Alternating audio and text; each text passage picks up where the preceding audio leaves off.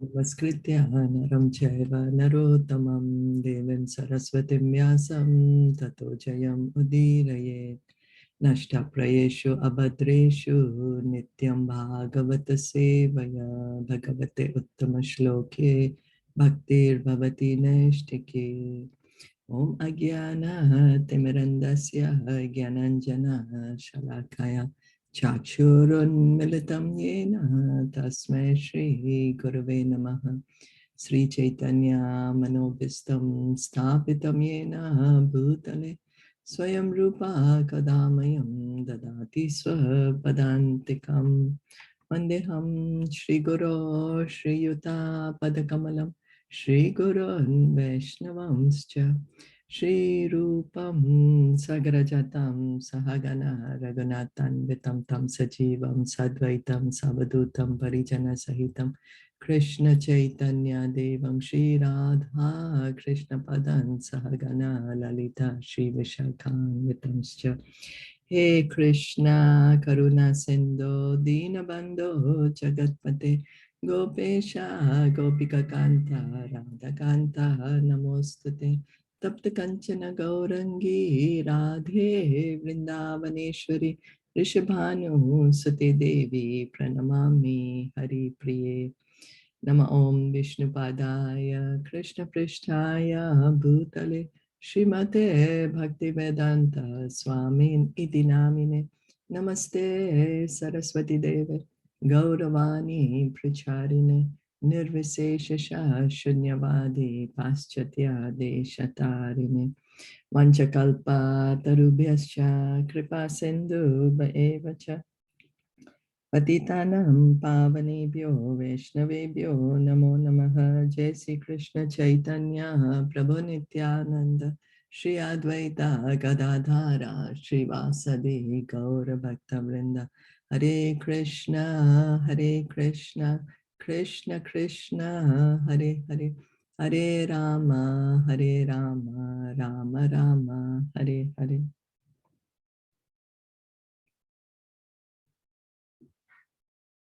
We are continuing to read from Srimad Bhagavatam.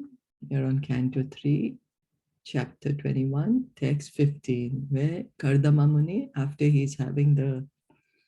he can personally see the Lord, he's offering nice prayers to him. Tathasya chaham parivodu kamaha samanashalam gram edadenu upeivan mulam ashesha mulam Durashayah Kama Dughan Garipasya. Translation and purport by His Divine Grace A.C. Bhaktivedanta Swami Srila Prabhupada. Therefore, desiring to marry a girl of like disposition who may prove to be a veritable cow of plenty in my married life, to satisfy my lustful desire, I too have sought the shelter of your lotus feet, which are the source of everything, for you are like a desired tree. In spite of his condemning persons who approach the Lord for material advantages, Kardama Muni expressed his material inability and desire before the Lord by saying, although I know that nothing material should be asked from you, I nevertheless desire to marry a girl of like disposition. The phrase like disposition is very significant. Now, so here, yesterday we read that Kardama Muni was saying we should not have material desires, and that's why we got into the discussion, oh, we are materially attached, what to do. But here he himself is telling the Lord, I want to get married. I need a girl, who is similar in personality to me. So you please help me. So we can see that whatever we need, we should approach the Lord. Whatever is our desire, we are full of material desires. We have no material desires, or we desire liberation. We should approach the Lord because he can fulfill all our desires. Here Kardama Muni is saying, you are like a desire tree. I have sought the shelter of your lotus feet, which are the source of everything, for you are like the desire tree. Krishna, everything comes from Krishna. Everything. There's nothing that doesn't come from him. There's nothing that Krishna can't do or give. So whatever, if we have any desire, we should approach Krishna. We are in this material world, so we will have a lot of desires. And what happens is Krishna fulfills our desires in such a way that our material desires keep reducing. So that's why he says, whatever you want, you ask me. And in that way, our desires will get purified. And gradually, we will tell him we want and nothing but devotional service, my dear Krishna. So this phrase, like disposition, is very significant. Formerly, boys and girls of similar dispositions were married. The similar natures of the boy and girl were united in order to make them happy. Not more than 25 years ago, and perhaps it is still current, parents in India used to consult the horoscope of the boy and girl to see whether there would be a factual union in their psychological conditions. These considerations are very important. Nowadays, marriage takes place without such consultation, and therefore, soon after the marriage, there is divorce and separation. Formerly, husband and wife used to live together peacefully throughout their whole lives, but nowadays, it is a very difficult task. So yeah, it's true, we are seeing that. So what the idea was, psychologically, they should match also. That's the reason Kardama Muni is telling the Lord, let him marry a girl who's like, the ideas match, the thinking matches. Kardama Muni wanted to have a wife of like disposition because a wife is necessary to assist in spiritual and material advancement. It is said that a wife yields the fulfillment of all desires in religion, economic development, and sense gratification. So, dharma, artha, and kama. If one has a nice wife, he is to be considered a most fortunate man. In astrology, a man is considered fortunate who has great wealth, very good sons, or a very good wife. Of these three, one who has a very good wife is considered the most fortunate. Before marrying, one should select a wife of like disposition and not be enamored by so-called beauty or other attractive features for sense gratification. So the point is being stressed that marry a woman whose thinking matches with you, not only because she looks good or not only because the man looks good, marry him, but marry a man with who you feel your personalities match. In the Bhagavatam 12th canto, it is said that in the Kali Yuga, marriage will be based on the consideration of sex life. As soon as there is deficiency in sex life, the question of divorce will arise. So anyway, we are seeing that now, what Bhagavatam predicted 5,000 years ago. It's a reality that we are living in. Kardama Muni could have asked his benediction from Uma. Uma is Parvati Devi. For it is recommended in the scriptures that if anyone wants a good wife, he should worship Uma. But he preferred to worship the Supreme Personality of Godhead because it is recommended in the Bhagavatam that everyone, whether he is full of desires, he has no desire, or desires liberation, one should worship the Supreme Lord. Of these three classes of men, one tries to be happy by fulfillment of material desires. Another wants to be happy by becoming one with the Supreme.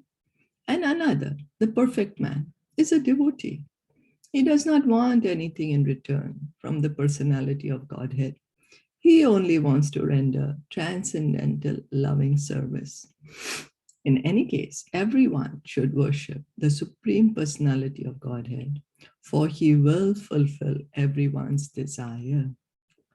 The advantage of worshiping the Supreme Person is that even if one has desires for material enjoyment, if he worships Krishna, he will gradually become a pure devotee and have no more material hankering.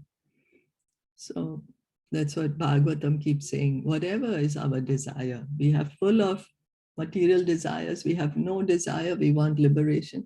Just worship Krishna, just worship Krishna. Gradually, gradually, we will get purified. We will get purified because we worship Krishna, we are associating with Krishna. He will give us that desire to come back to him. Anybody wanted to comment anything?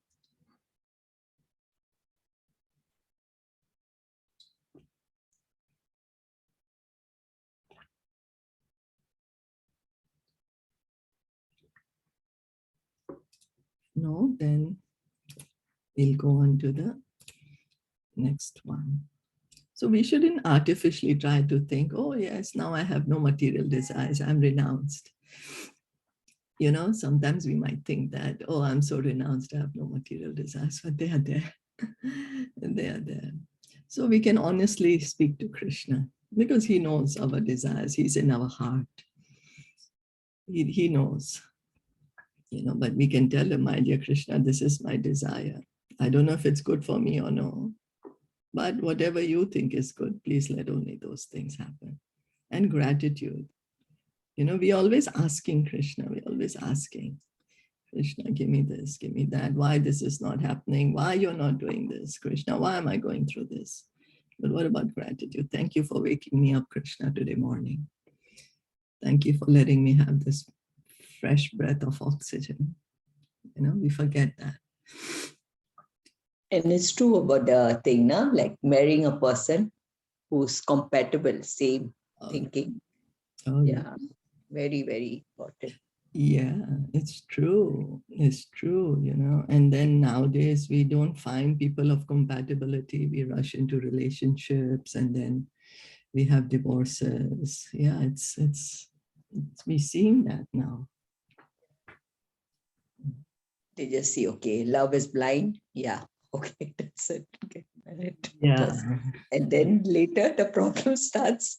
Yeah, because you know, it's we are who we are. It's difficult to change our full personality, our full psycho, what do you call that, psychological conditioning. It's very, very difficult to change. So if we have someone who can understand it and who can, you know, who has a similar disposition, then it gets much easier.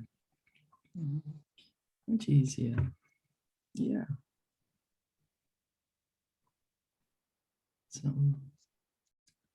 reading on Prajapateste vacha sadishatant tantya loka kilayam kama hato anubaddaha aham cha lokanugato bahami balim cha suklani mishaya tubhyam. O my Lord, you are the master and the leader of all living entities.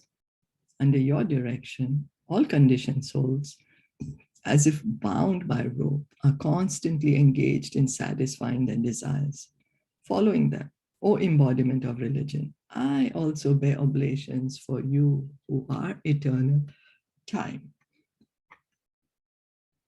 Okay, in the Katha Upanishad, it is stated that the Supreme Lord is the leader of all living entities. Nityo Nityanam Chetanas Chetananam Eko Bahunam Yo Vidadati Kaman. That's the Katha Upanishad says that there are so many eternals. There are so many eternals. And out of that, those eternals, there is one eternal who's maintaining all other eternals. So we are all eternal living beings. We are all souls. Huh? Amongst all the souls, who's maintaining the souls? That is the Supreme Lord. Among all the eternals, there is one eternal who's maintaining everyone, and that is the Supreme Lord. He is their sustainer and the awarder of all their necessities and desires. You know, we think, oh, automatically it's coming. It's the laws of nature, law of nature. But who made the law? We have, for example, law of a particular country, law of Taiwan, law of America, law of India. But who made the law? There is a lawmaker who makes the laws. Not that, oh, one morning we wake up and the laws of Taiwan are already there. No, somebody made it. So it's the Lord. It's the Lord who's making the laws, who's providing for us.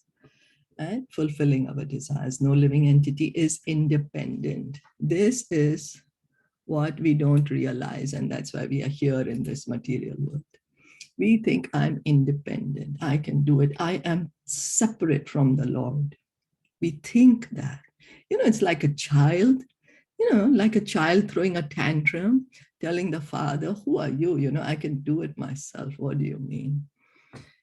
We are like that, small children, and then the Supreme Lord, he's like a kind father, and he's looking and he's like, oh my God. But because he loves us so much, then he fulfills our desires. All are dependent on the mercy of the Supreme Lord. Therefore, the Vedic instruction is that one should enjoy life under the direction of the Supreme Leader, the personality of Godhead. So we all want to enjoy. We all like to enjoy. That's the reason we are here. Now, what the Veda says, of course, enjoy. Krishna does not want us to suffer. No parent wants to see their child suffer. No parent. Parent will also always feel happy. My child is peaceful, he's happy, he's enjoying. Very good, very good. So Krishna says, yes, you enjoy, but you follow these Vedas, and then you will be able to enjoy. I'm showing you how you can enjoy. Just follow this and you will enjoy. But that also we say, no, why? Why should I follow? I will enjoy by myself. And that's what creates our suffering. So Vedic literatures like Ishopanishad direct that since everything belongs to the Supreme Personality of Godhead, one should not encroach upon another's property, but should enjoy one's individual allotment. Everything belongs to the Supreme Lord, and yet we want to have what the other person has. Oh, that is better. I want that. I want that. That is better. Let me see how I can take it. But that's not for us. The best program for every living entity is to take direction from the Supreme Lord and enjoy material or spiritual life. And this is the way that we can actually have peace in the world. Only if we understand that everything belongs to the Supreme and that we shouldn't take another's property. This is the real peace formula. This is the way the world will have a peaceful atmosphere. A question may be raised, since Kardama Muni was advanced in spiritual life, why then did he not ask the Lord for liberation? Why did he want to enjoy material life in spite of his personally seeing and experiencing the Supreme Lord? The answer is that not everyone is competent to be liberated from material bondage. So he's seeing the Lord face to face. He's saying, what more do you want? But yet he's saying, I want a wife and I want to get married. So each of us have our different consciousness, our stage of consciousness. Each of us individual. We are all individuals. Like Dhruv Maharaj, he wanted a kingdom. But when he saw the Lord, he said, I don't want anything now. I just want you. I was searching for broken pieces of glass. That was my stupidity. But now I have you. I don't want anything. Yet the Lord gave him the highest kingdom, the pole star, the Dhruva Loka. So it depends on each person. So not everyone is competent to be liberated from material bondage. We have to understand, we have been in this material world for a very, very long time. So there has to be something which is keeping us here since a long time, and then we are continuing to be here. We don't understand how attached we are actually to this material world. We don't realize that. It is therefore everyone's duty to enjoy according to his present position, but under the direction of the Lord or the Vedas. So no need to be artificially pretend that we are renounced. Krishna tells Arjuna, don't be a pretender. Don't go to the forest that you're going to live by begging. No, you're a Kshatriya, you fight, you take a kingdom and you rule. That is what Krishna tells. So whatever our position is in society, whatever our position is, we be there, but work for the pleasure of Krishna. I am here somehow or the other because of my past desires, my past karma, and Krishna's arrangement. Let me do whatever is to be done for the pleasure of Krishna. And in that way, we will be able to have a peaceful life, as well as advance spiritually.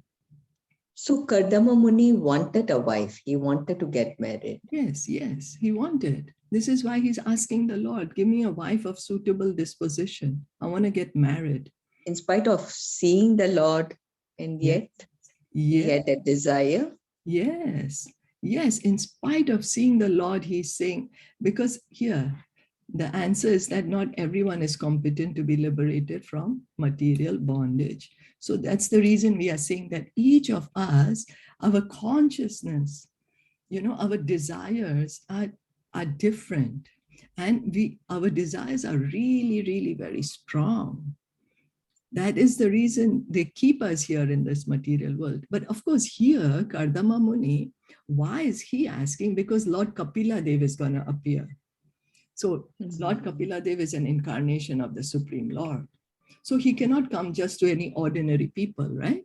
He is going to choose the best of the people, the best of the devotees. So he chooses Kardama Muni as his father. So this is a pastime. If Kardama Muni wouldn't ask for a wife, then he wouldn't marry Devahuti. Then Kapila Dev, how would he come and give us the teachings? But also we can understand from this that we do have a lot of material desires. We do have it. Yeah, we spoke about it yesterday. Yes. Yes. And so we don't need to artificially repress it. Artificial repression is not going to give us anything. Rather, we can say, I am in this position. I am in this position. Let me act for the pleasure of Krishna. How can I please Krishna? By serving in my own position, whatever position we are, parents, grandparents, wife, husband, whatever, students. So let me work in such a way for the pleasure of Krishna. So it gives an opportunity for both enjoy material life and as well as spiritual advancement. That is the goal, spiritual advancement. But by artificially repressing, the desires will remain there. Then, because the desires remain there, we will come back and take another birth. Because we didn't clean out those desires. We didn't uproot those desires. We just artificially thought they are not there. So okay, but not artificially, but then we are still having, right? So it's still fine. We have a lot of desires. That's what. Yes, that's what. So we should not artificially think I don't have any desires, material desires. But then you'll still come back, no? Because you have desires. But at least we are going to be, okay. So yes, my dear Krishna, I have a lot of desires. But what can I do? I have these things and I really want you to help me fulfill these things. So please fulfill them. Then what happens is gradually, Krishna fulfills our desires in such a way that our material desires keep on reducing. And we will eventually keep praying then, Krishna, please give me devotional service. Please bring me back home. It will change. Those desires will reduce. It will change. We just read in the previous purport. Yeah. They will change when we approach Krishna with our desires.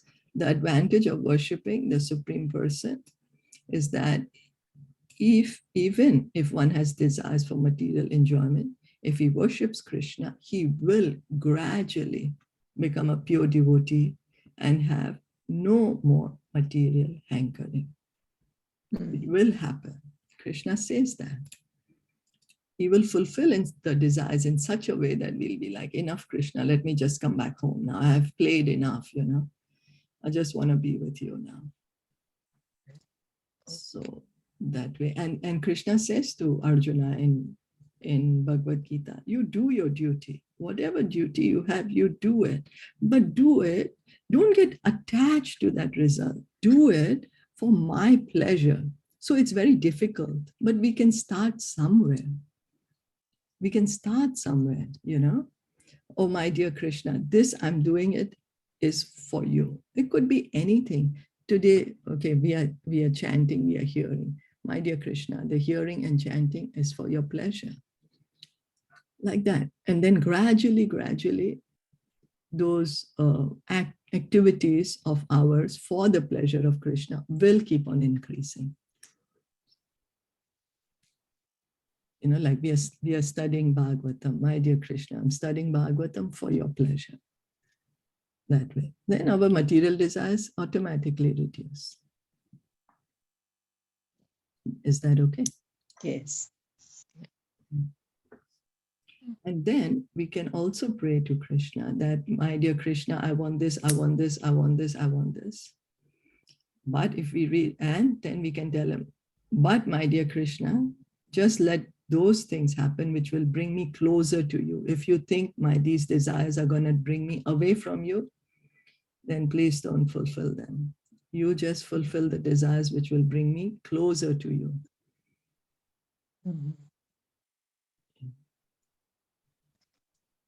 So we can talk to Krishna. He's our best friend. He's in our heart. And he basically knows, you know, what's our desire. We just have to talk to him. And then, so the conditioned souls who have come to the material world to fulfill their desires, to lord it over material nature, are bound by the laws of nature. The best course is to abide by the Vedic rules. That will help one to be gradually elevated to liberation. So it's a gradual process. It's not that one day okay, now that I've started hearing and chanting, so all my material desires should go away. It happens gradually because we have been here in this material world for a very, very long time. Kardama Muni addresses the Lord as Shuka, which means the leader of religion. One who is pious should follow the rules of religion, for such rules are prescribed by the Lord himself. So, leader of religion is the Supreme Lord himself. No one can manufacture the rules of religion. It's only the Supreme Lord. No one else. No one can manufacture or concord a religion. Religion refers to the injunction or laws of the Lord. For example, I cannot say today that I am going to make the law of Taiwan and everyone should follow it. Some people might, you know. Some people might follow, but they'll get into trouble because they are not the real laws. So, like same religion, some people try to manufacture or concord religion, but no, we can't do that. It's only the Supreme Lord who can lay down the laws of religion. In Bhagavad Gita, the Lord says that religion means to surrender unto him. So we need to surrender unto the Lord. All religion, whatever it is, to bring us to the point of love of God. Love of God. Krishna comes at different times, at different places, at different circumstances to teach the people who are at that time, place, and circumstance, who are able to accept the knowledge. He teaches according to what they will be able to understand. For example, a teacher is teaching kindergarten students. She is going to teach them ABC. She is not going to teach them to write essays, and she's not going to tell them do OBAs, you know. No. She's going to tell them, okay, this is the way you write A, B, and C. And when she's teaching a PhD student, she's going to like say, okay, you know, you do this research and you do whatever. So same, Krishna comes and preaches according to time, place, and circumstance. And in each, whenever he comes, what is the message? That love of God. Love of God. Therefore, one should follow the Vedic regulations and surrender unto the Supreme Lord, because that is the ultimate goal of perfection in human life. One should live a life of piety, follow the rules and regulations, marry, and live peacefully for elevation to the higher status of spiritual realization. So that's the reason Lord Chaitanya. Now, how do we follow this? What is the practical way of how do we do it? Lord Chaitanya said, wherever you are, whatever position you are in, don't change your position. you be in your position, you just start chanting. Just chant Hare Krishna mantra. Start hearing. Be happy in your life. Be happy. Krishna wants us to be happy. He does not want us to be morose. No, be happy. Chant Hare Krishna. Gradually, gradually, our consciousness will be elevated. So for that, we need determination, patience, and enthusiasm. Determined, yes, I need to hear and chant, enthusiastically hear and chant, and then patient. Oh, I'm not yet purified. I still have a lot of material desires. So for that, we need patience. What's that? Dharyat, Nischayat, Utsahan, Dharyat, Nischayat. These are the first three things that Srila Rupa Goswami says we need. We need for any endeavor, even for material endeavor. And so it's also applicable for spiritual endeavor. We need patience. It will come. It will come. The fruits will come. Is that okay? Yes. So we'll stop here. What we can do is act in a way that spread Krishna's love, give Krishna's love to everyone. Don't force anyone to, don't even need to force our family members to chant. No, just give them love. And because you give them love, they will automatically want to follow what you are doing. So it has to come from within. We can't force anyone, because each of us is in a different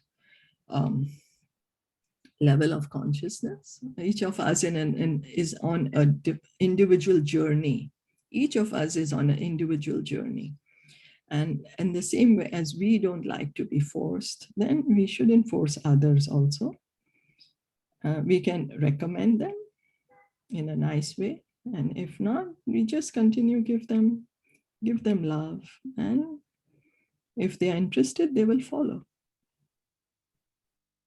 Yeah, even with little children, if we force them, then once they grow up, they'll be like, oh, I don't want to talk to you. But if you just give them love, then automatically they will want to speak to you about whatever, about things of your interest. So that's what it is. And that's how Prabhupada was able to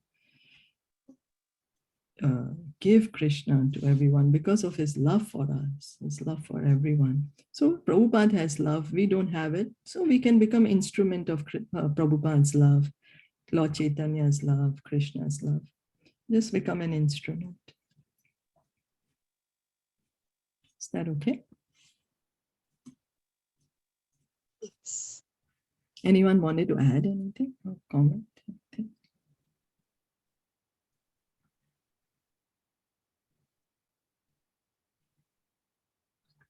That Krishna is so great. I was listening to the lecture and it mentioned that how the same ground you sow the seeds of a chili and mango, but it is the nature that it is like the rust that the chili takes from the soil and the mango takes from the soil, and they are sown simultaneously in a parallel lanes. But how I mean, I don't have words, but this is so wow, like how he has planned everything, how he's so great. Simply like how the chili comes out with a package and the inside it has the seeds, and then how the mango comes out, inside it has the juice, the seed.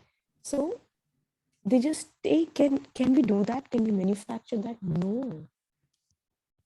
And and they are all, it is just happening naturally because, and we don't observe, we don't feel that because it is happening naturally.